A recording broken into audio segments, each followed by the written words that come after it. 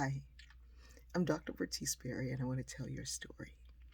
Years ago, I was traveling, and for work, I was in Northern California. I had some time in between my work. I had some time and I was going to shop. I was going to shop because I had saved up for some particular things.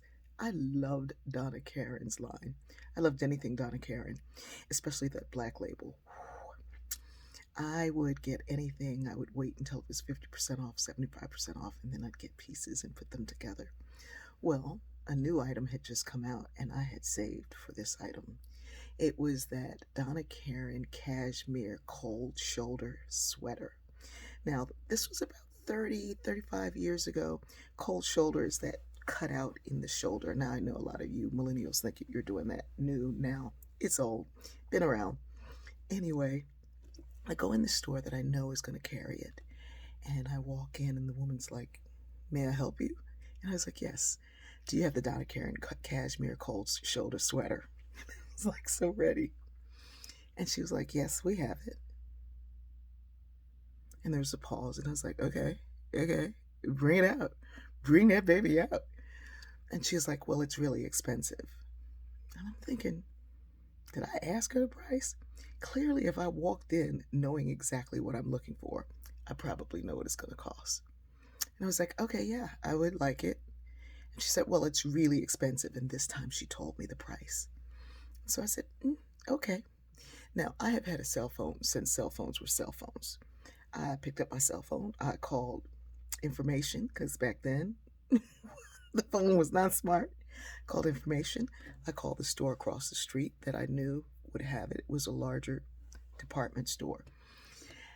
And so I called them and they said, "Yes, we have it. And we have it in the camel." And I was like, and I told them my size and I told them to hold them both. And I was on my way over. This woman is staring at me like in total disbelief. Now, before you all go thinking, "Oh, yeah, yeah, yeah, this is like Pretty Woman in the movie." A, it wasn't a movie, and B, I'm not a prostitute. Now, I'm really helping you out here because many of you have not only written that comment, but you've said it to your friends. And most of the time, we won't tell you, "I'm not a prostitute," but that's really what we're thinking. It's not like that. It's not like that at all. Because if you got a paper cut, say 10 times in your life, you multiply that paper cut 10 times in your life by 10 times in your life in a day before 10 o'clock in the morning. That's what that's like. And the thing that's interesting that we really don't tell you is that in a society that is steeped in racism, we also internalize the racism. So it's not just necessarily a white person who's serving you. The same thing happens when black people are serving black people because we also are drinking from the same well and we internalize that same racism until it hits us one day and we realize that we've bought into the lies about our own self. It happened to me once when I was in the U.S. Virgin Islands for the first time. I'd gone into the bank. My friend Patricia had taken me there, and I'd gone to the bank to make a transaction, but I needed an officer. And I'm standing around looking, and I can't find an officer. And I come out, and Pat says, "Well, that was quick." And I said, "Well, I couldn't find an officer." She said, "What do you mean?" We walked back in. She said, "See it there? They're right there." The officers were right in front of me, but I'd never seen a black person serving in the role of officer in a bank. I'd barely seen black tellers.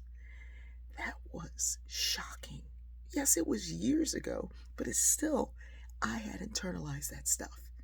I sat on the curb that day and I just wept.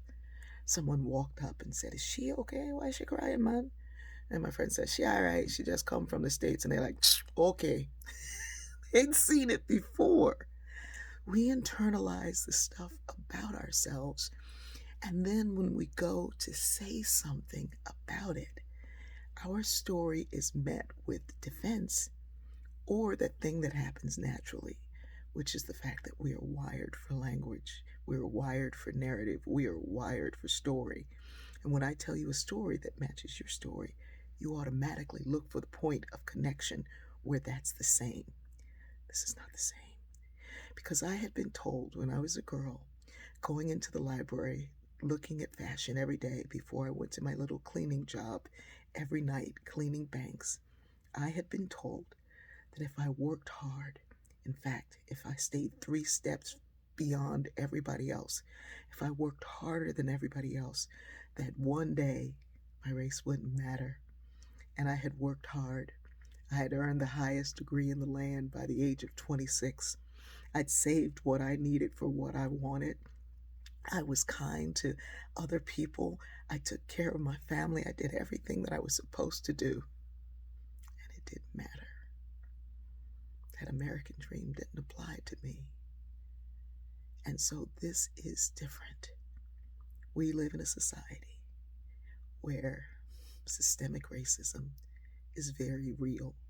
And I'm not just talking about being able to buy a cashmere sweater in the store. The same happens when you want a piece of land, a home, or just the freedom to walk to the grocery store without being called that nasty N-word. It's time to change. All of us have to. When you come into the realization of, oh my God, I did that too.